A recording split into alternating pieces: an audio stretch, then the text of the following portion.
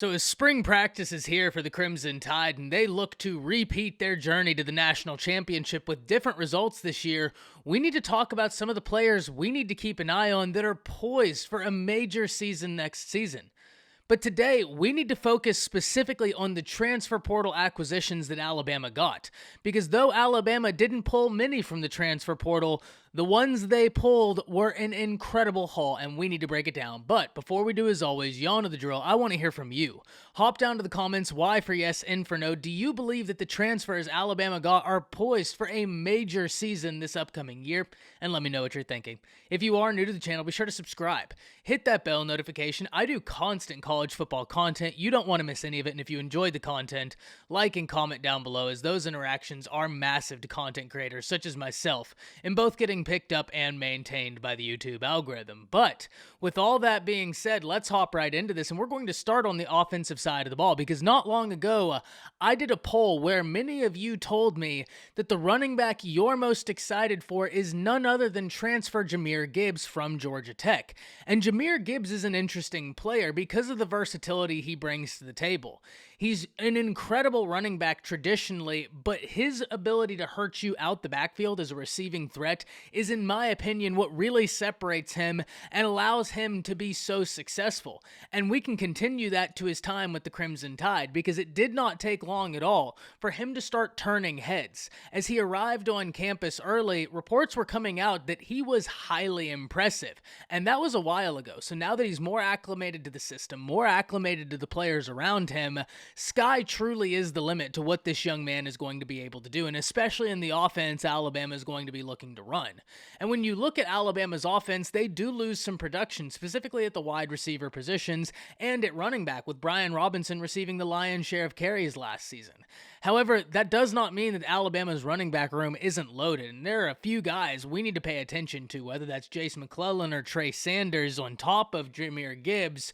There's a lot of names to know, but Jahmyr Gibbs is someone who's come in and hit the ground running, already drawing rave reviews, and I think his ability to affect the defense through the passing game is going to be what really separates his ability to maximize touches this next season.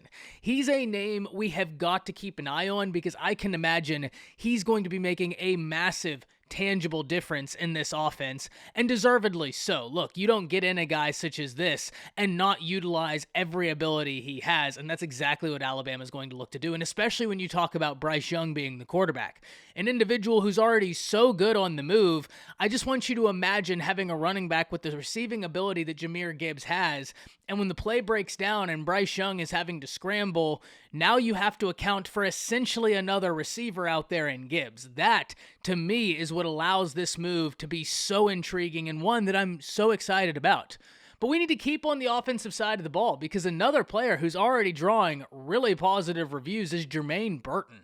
Jermaine Burton, the transfer from Georgia, is someone who I think Tide fans are going to be very excited about, especially in a year where so much wide receiver talent is being lost.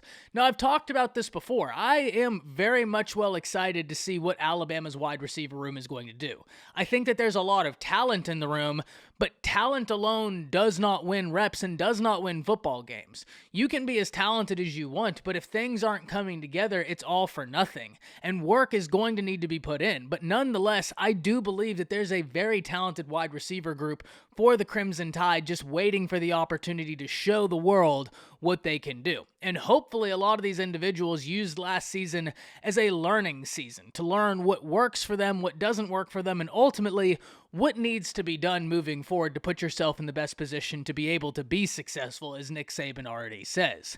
But even though I contend that Alabama already had a talented wide receiver room, inexperienced but talented, then you mix into the fold all of the freshmen they got, that they may as well have created a track team in that wide receiver room with the freshmen they just got. Isaiah Bond and his 4x100 team just broke the state record in Georgia for their relays. I mean, that group right there Alabama got is head spinning how talented they are, and I think they're going to make an impact very early. However, that doesn't dismiss the impact Jermaine Burton is set to make, and he's someone who's already drawing really positive reviews after only one practice. He's a veteran guy whose experience is something that I think is going to make a really positive, tangible difference, and it's going to allow for others to be able to come up to speed quicker. Because he's seen different things, because he has experience, he can help get these younger guys up to speed, or at least in theory, he can help get these younger guys up to speed.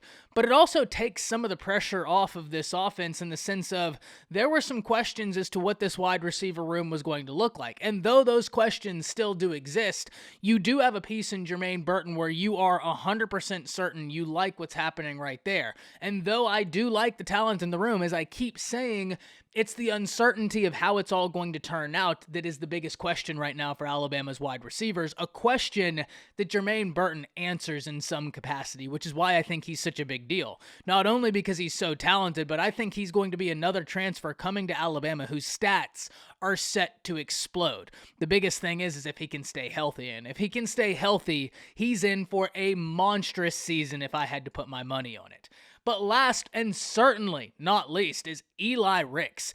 And this is one that I'm probably the most excited about. First and foremost, many of you already know I'm a bit biased when it comes to defense. I grew up loving watching defensive football, and even now, specifically, as much as I love college football and every aspect of it, I do find myself really paying attention to defensive football, and it's my favorite thing to watch. As great as these new offenses are, and they are unbelievably entertaining, to me, the more entertaining offenses get, the more entertaining it gets to watch defense, because now it's even more of a chess match than it's always been. And because of that, I loved the addition of Eli Ricks. In a year where Alabama, we talk about losing wide receiver production, they lose a lot of production in the cornerback room. The reason we don't talk about it to the same degree we've talked about the wide receiver room, though, is because there's at least a plan in place, or from the outside looking in, there's a plan in place that we as Tide fans are very comfortable with. Kool-Aid McKinstry was a true freshman last year, and as such, he had true freshman moments. But he also showed flashes of why everyone is so excited about this young man. Another year in the program is going to do wonders for McKinstry, and I truly do believe he's going to be a really solid player for this Crimson Tide defense this year. I can't wait to see how the spring practices go and unfold for him in particular. But now you're talking about a situation where Kool-Aid McKinstry was already a name we were looking forward to, and at least had some idea that he's going to be able to take one of those positions, as he took the position whenever it was available last season. Kyrie Jackson is another name. Then there's also Terrion Arnold, someone who could play multiple different positions in the secondary, and finally in comes Eli Ricks. So whenever you were looking at this situation, you at least had some idea in what part of the cornerback room would look like with JaQuincy McKinstry. But then in between Kyrie Jackson and Terrion Arnold, it was going to be interesting to see who was going to win that position opposite McKinstry.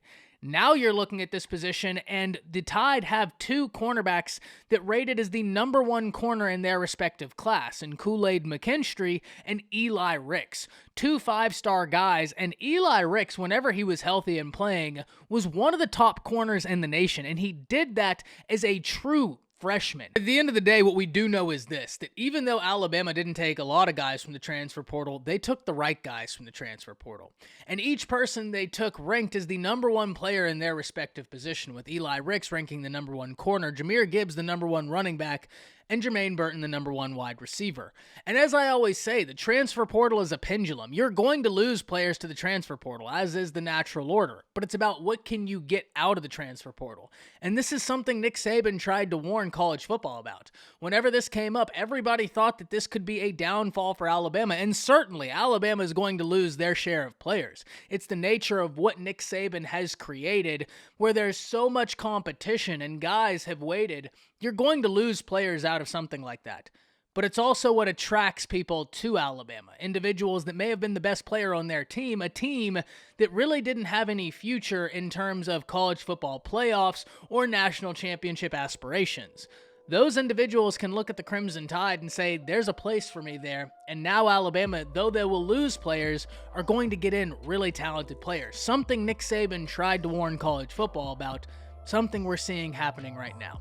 But with all that being said, very interested in hearing from y'all, and one of the things I can't wait to hear is which transfer do you believe makes the biggest impact this season? That's it.